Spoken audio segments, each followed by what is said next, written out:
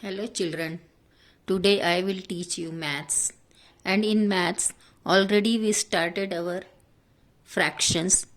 In last video I taught you meaning of fraction. In this video I will teach you different meanings of fractions. So meaning of 2 upon 3 in different ways.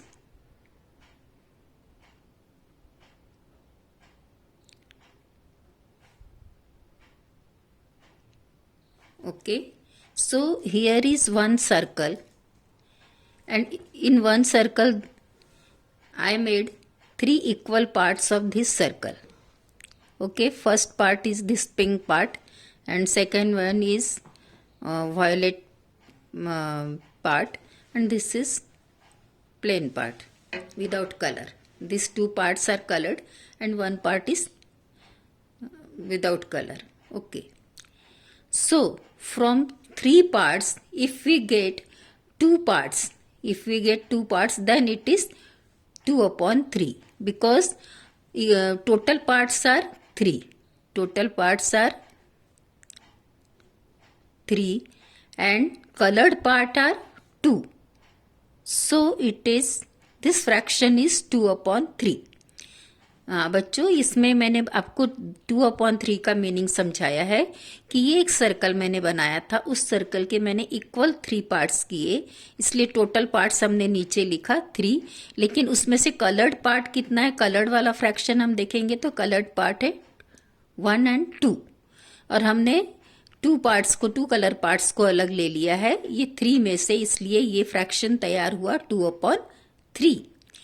One more way I will tell you how we can take 2 upon 3.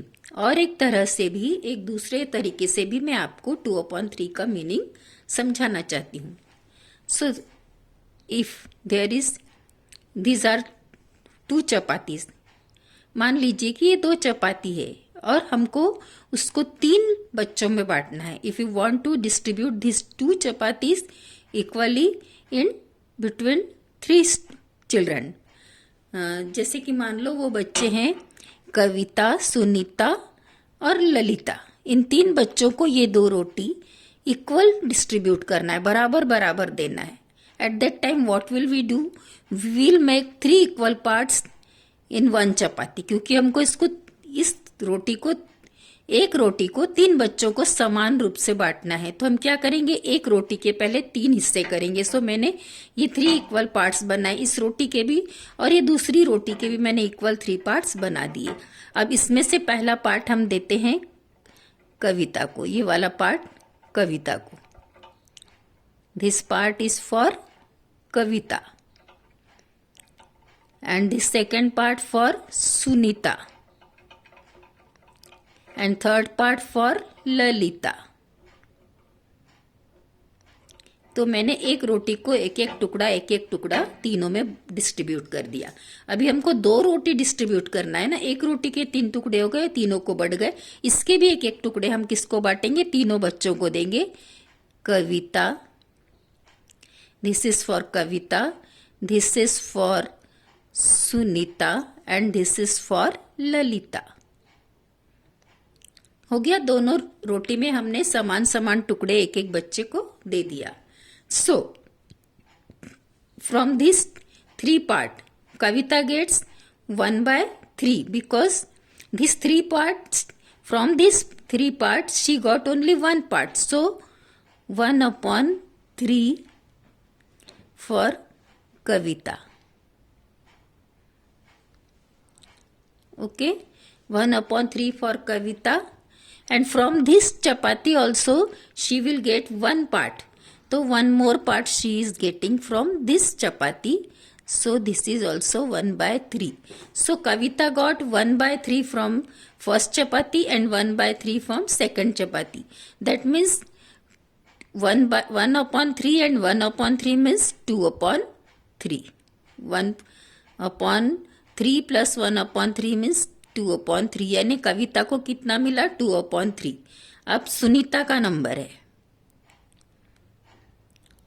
Sunita, ये हो गया कविता के लिए अब Sunita from here she is getting 1/3 because ये 3 parts थे 1 2 3 she got only 1 part so from 3 she got 1 part so we are writing here 1/3 and from second chapati यहां से भी सुनीता को 3 में से एक पार्ट मिला दैट मीन्स 1 फ्रॉम 3 1/3 दोनों में से 1/3 1/3 इधर से 1/3 और इधर से 1/3 दैट मीन्स उसके पास भी कितना हो गया 2/3 मिल गया ना उसको यहां से 1 और यहां से 1 तो उसको कितना मिल गया 2/3 अब किसका नंबर है ललिता हाउ मच ललिता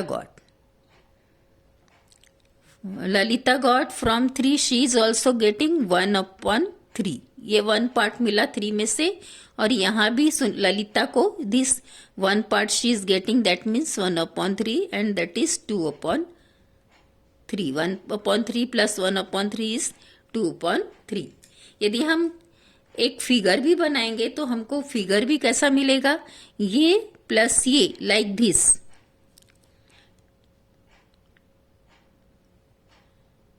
ये हमारा अगर सर्कल है if suppose so 1 part this 1 part and this 1 part means 2/3 ये हो गया 2/3 किसको मिला कविता को and Sunita also getting like this only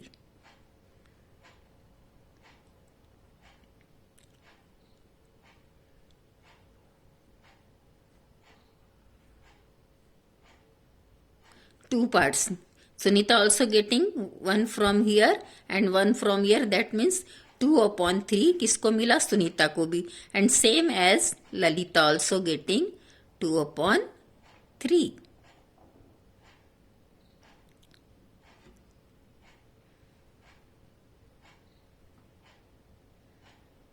ये मैं एक इक्वली मैं बना रही हूँ बट ये मैंने गिन के नहीं बनाई है आपको समझाने के लिए मैंने एक पिक्चर बना दिया कि ये दोनों तीनों को कितना मिल रहा है 2/3 2/3 2/3 2/3 मीन्स 1/3 प्लस 1/3 तो ये दूसरे मेथड से भी हम 2/3 का फ्रैक्शन को समझ सकते हैं so what is the meaning इसका मतलब है it means that 2/3 can be explain in 3 different ways एक तो उसका मतलब है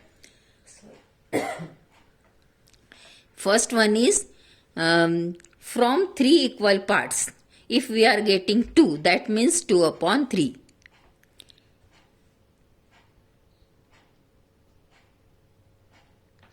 if we get 2 equal parts from 3 equal part if we get 2 equal parts from 3 equal parts that means 2/3 and second way क्या है कि 1/3 plus 1/3 equals 2/3 and third meaning क्या है इसको 2/3 को हम one more में से कैसे one more way we can explain we can understood that 2/3 is 2 times 1/3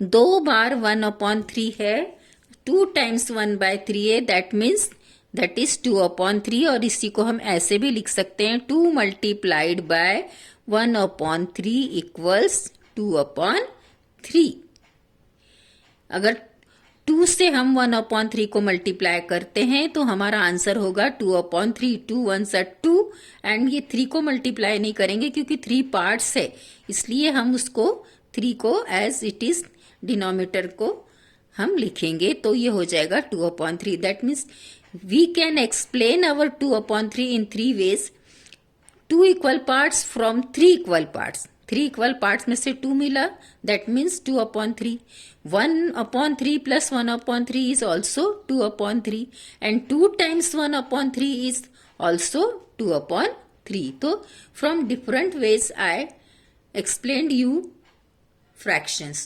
and for this explanation there is exercise and there is one question that I will tell you how to solve it. So look this question from your book.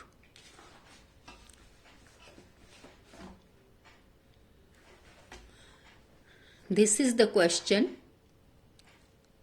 Complete the following table. Fractions. The table is made like this. There is fraction written.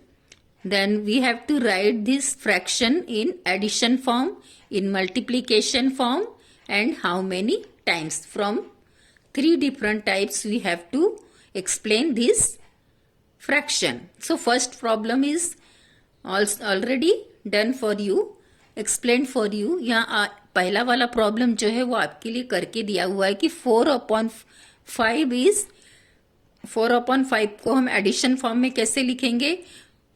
4 times आपका 1/5 1/5 आएगा. 1/5 plus 1/5 plus 1/5 plus 1/5. Because ऊपर 4 है इसलिए इसका मतलब है कि 1/5 कितने बार है, 4 बार है. तो उसको 4 बार एडिशन में उसने हमको लिख कर बताया है. सेम एज क्या है कि 1/5 4 टाइम्स है इसलिए 1/5 मल्टीप्लाइड बाय 4 या 4 टाइम्स 1/5. अब हमको ये वाला जो सेकंड वाला है ये मैं आपके लिए यहां करके दिखा देती हूं कि 3/4 का मतलब है कि 1/4 3 टाइम्स है. कैसे?